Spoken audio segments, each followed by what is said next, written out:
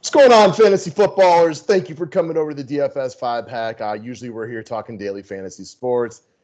As we keep saying, those are not around right now unless you're doing Korean baseball or NASCAR or whatever it is. I mean, clearly it's not 100% up to what we want it to be. So we will talk year-long fantasy football. Subscribe to the station if you haven't already. Thumbs up is always appreciated. Yeah, excited to talk over this guy. He was a darling of mine last year. Didn't really pan out, but I'm intrigued by what you think of him this year. I think there's definitely some things to like right here. So let's start talking about it, guys. And we are going with a young man by the name of Derrius Guice. Before we get into him, though, guys, a quick shout out to show sponsor Overlay Fantasy Sports. No contest up right now on the 18th of May, but a lot of you will be catching this video as summer progresses when we lead up to fantasy football. We should have contests up and running then. Let's get it. So I think this could potentially, this guy's got the makeup of being one of those dudes that at the end of the year is on like 30 or 40% of championship winning teams. Would you agree with that statement? I would. Okay. He's a guy that he's very, very low on ADP right now. And if it sticks that way, I might own him in every league. I get that. He's a guy that I think is supremely talented, and I don't disagree with that first statement he said. On the flip side, however, I mean, Washington has a ton of running backs, viable running backs at that. They have a ton of running backs. Is there anybody there that's good currently, though? I mean, anyone there that's good currently. They've got a couple guys, young guys, Antonio Gibson, who they just drafted this year, who's kind of an all-around dude, big play guy that they want to get involved in the passing game. And then Bryce Love is a guy they drafted last year who was the best running back in college for multiple years. So not sure exactly what their plans are with him, but he's not a guy that makes me happy about Guice. I'll say that. They're going to be making some cuts because they also went out and grabbed Peyton Barber and J.D. McKissick. So, their team is going to have to make some decisions, guys. Subscribe to the station if you haven't already. Thumbs up is always appreciated. It's an interesting team, not where the A didn't stick. I know his name is not Ron River. It's Ron Rivera. First-year offensive coordinator Scott Turner. And then the other question that we've been able to poo-poo a lot, is there injury concerns with Guice? How could there not be, right? I mean, what is this, year 3, and he's played, 3 snaps? Yeah, exactly, right? Of course there's injury. Big reason why he hasn't taken off. I'm trying to brain fart right now. What happened to him his rookie year? What did he hurt again? Did he tear his ACL? Is that what he did last year? I couldn't remember, so I was hoping you could. I think ankle. One was an ankle, one was an ACL, I'm pretty sure. Okay. So, he's missed a lot of time. He's played well, though, when given the opportunity. Again, it's a small sample size. So we took 42 rushes last season, had 245 yards, broke off a couple of nice big long runs, was able to secure 7 receptions. It's a tiny sample size. Hell, I think Adrian Peterson had 42 rushes in 1 game last season. But he's played well when given the opportunity. You mentioned he's extremely talented. This guy you used to watch back in the college too, right? Yeah, for sure. That's the other guy you just mentioned, though, Adrian Peterson. He's obviously on last legs, but I feel like he's a guy that's going to still get touches. So I'll make this statement and say that I think if they all play up to their capabilities, Guice could be not quite a bell cow, but I think right below that. Like if he's playing and he's healthy, I think he gets most of the touches. Not all. Not like a Saquon or a Christian McCaffrey or anything like that, because they do have a stable of backs. But I think if he plays well, he's a guy that they could run the offense through. I don't disagree with that. It's a big if, though, right? He's missed a lot of time. He's played 2 seasons and has missed all but 42 rushing attempts. Has not played outside of that. Has a lot of injury issues. So I think he is a high reward type of candidate. But obviously, there's clearly risk here, right? 92 other running backs on the team and 2 major injuries already. Big time concerns there. As you mentioned, big time upside as well. It kind of falls in line with what you talk about. I know you like to be safe with your early picks and then kind of, take some shots later on. And he fits that mold. Right now it's around like the 30 to 40th RB being taken. I get that. I get that mindset for sure. It's a shot, right? Clearly this is not a slam dunk. And a lot of times when running backs start to accumulate injuries, it becomes easier to get re-injured. When you do have a lot of competition, I mean, they could be a good thing to bring out the best in you, but more anything, it's just other guys that can take touches away from you. Other guys that could, hypothetically play better than you, outplay you and get touches that way, not just because you're injured. So it's a real risky one, but I like risk in rounds 7, 8, and 9, right? I don't like risk in first couple rounds. It's where I want my safe plays, as you just mentioned.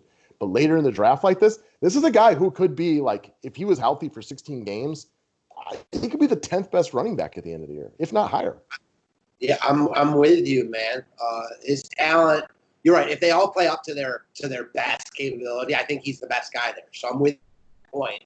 And that means something. We're also talking about an offense, though, that might not be great, although I think they could take a step up this year. So I'm not sure exactly what to expect. Obviously, no one is. That's why it's risky. Definitely buying signs, but also selling signs as well. All right, so I mentioned that they added Peyton Barber and J.D. McKissic. I mean, I'm going to go out on a limb right here, guys. Peyton Barber's not going to be on this team.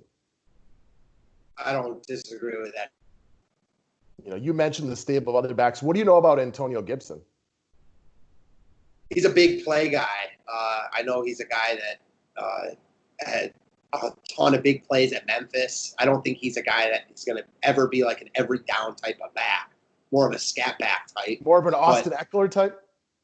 Potentially, yes. And will eat away from touches for Guice. But like you said, if Guice is playing really well, and I mean, he's going to be the guy getting most of the carries. I'm with you there.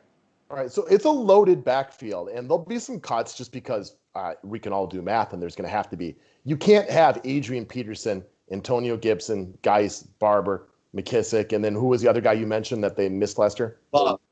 Okay. You can't have 6 running backs. It just can't work out that way. So some of these dudes will be out of here throughout the preseason. I got my money on Peyton Barber not being a thing. I can see them holding on to J.D. McKissic maybe just as like a pass-catching type of option. But for all we know, all of these dudes will be gone. Either way, though, they do have options for where they want to go. I am hesitant on the offense because I don't know what to expect out of Haskins. What are your thoughts on him overall? Oh, Haskins? Yeah.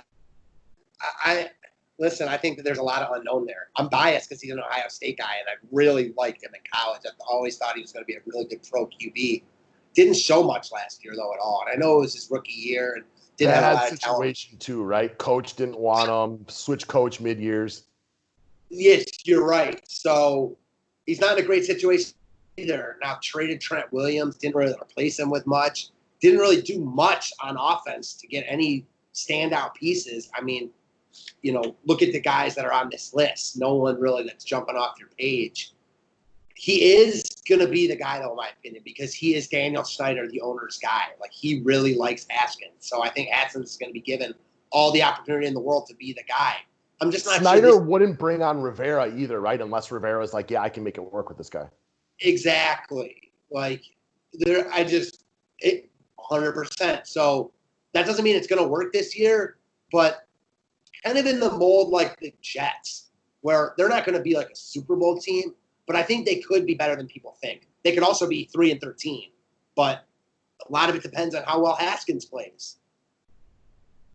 Definitely. I think it's an interesting team. I know the industry, holy cow, just having done more research on fantasy football lately, like the industry is tickling the balls of Terry McLaurin right now. Like they literally, it seems like everybody I listen to is high as a kite on Terry McLaurin. I think for me, the guy I want in this offense would be Guice, though. And I get it. I'm a McLaurin fan, but I do want to see more out of Haskins before I buy into a wide receiver. And he's a guy getting talked up everywhere. So you're not going to sneak up on anybody. And we'll do our own video on Scary Terry, who I'm a fan of. But I think if I'm targeting anybody from this team, like we just did Juju, and you said you want a piece of the Steelers. If I want a piece of the Redskins, give me Guice in round 8 or 7. I get that, man. I get that 100%. I like that call. Obviously, tremendous amount of upside there. Yeah, big upside, right? Like you don't get running backs in round 7 and 8 that could be like real RB2s or even an RB1 if they, like crazy amounts of good things happen in their direction. So it's risky. Don't be surprised if this dude's on your IR or, cut a couple weeks in. but you don't get that kind of reward potential very often later in drafts. I'm with you 100%. So I'm looking at him going 70 to 90 overall. I mean, that's big. What are your thoughts on the Ron Rivera signing? Does that mean anything to you one way or the other? Not really. It's all about Guice's health. I don't like it, dislike it. It means nothing to me. I don't think it's one way or another. Guice is going to have to be healthy and prove himself. Okay, this guy seems like he's and again, as a guy who doesn't watch a lot of college football, I wasn't as high on him going into his rookie year when I know people, pre-injury were all about him. And then obviously he got injured, so it was never a thing. People have been real excited about him. That's one of the things I feel, not evaluating a lot of college football, but I can evaluate what the people around me think who watch a lot of college football, and people are excited about him. So he does have that moving in his direction. So big question marks at the quarterback, new head coach. Ron Rivera is a seasoned head coach. He could be the adult in the room that brings a calming effect to this offense. No doubt about it. And the other thing you kind of like about them is while they didn't add much on offense, they did continue to add on defense. Grabbing arguably the best player in the draft, another Ohio State guy, Chase Young, going to the D-line. And, we've seen how well, like, Nick and Joey both have been coming out of Ohio State as edge rushers. Well, Chase Young is projected to be better than both those guys. So if their defensive line and their defense is very good, that will only help Askins, Guice, etc. Yeah, I mean, they could be playing more low-scoring games, right? Like, there's going to be some 17 to 13 games in there where they're going to have no problem. They don't need to air it out and try to come back from 14 down. When you're only down 3 points, you can continue to run the rock all 4 quarters. I could see the Redskins defense being pretty good this year. Right, and because edge rushers are another position similar to running back where you can make a difference right away. Not saying that, you mentioned it in a video a while back about how tight ends usually take at least half a season, if not a full season or two, to kind of get up and running. Like an edge rusher, if you can rush the passer, yes, you won't be Reggie White and Bruce Smith year one. Most people never will be. But you can make a difference instantly. 100%. So, again, all right. I'm glad we talked him out. He's a guy I'm excited about. I hate the fact that I had to put that out in the public since I run almost all the leagues and half the people who play in the leagues watch these videos. But I am a Guice fan this year. I doubt I'm going to be alone on that one just because he's been a big name and he's not going in round 4 or 5. If he's going in round 7 or 8, a lot of people are going to see that value. And there's still risk there. Like, there's guys like you talked about. He's got higher upside than most of the guys going to be drafted right there. But he's also got a lot more risk. Right. If you draft this guy and then you find out, 22 hours later that he's out for the year, I mean, no part of you is going to be like, oh, I can't believe that happened. You're like, yeah, I guess I see that one. Yeah, exactly. I knew it when I took him, right? Like, it's definitely a risk, but I like my risks at this point of the draft. I don't like him early on. So he fits my strategy. So that's one of the big reasons I like him. I'm with it. All right, guys. Thank you very much. Thumbs up is always appreciated. Thanks for coming over and checking this out, guys. Have a wonderful day. Thanks, guys.